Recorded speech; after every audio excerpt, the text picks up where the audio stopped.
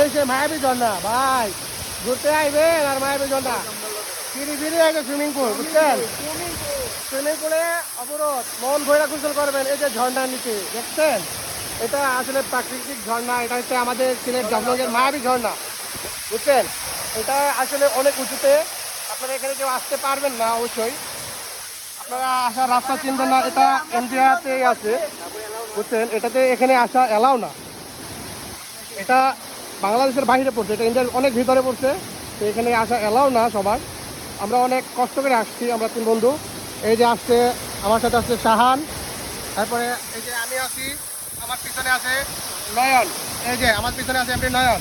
আমরা 3 বন্ধু অনেক কষ্ট করে আমরা আসলে আজকে এই মায়াবী ঝর্ণাতে আসছি। আপনাদেরকে একটু দেখাই, আপনারা দেখেন আর কমেন্টে বলবেন জায়গাটা দেখতে কেমন ছিল।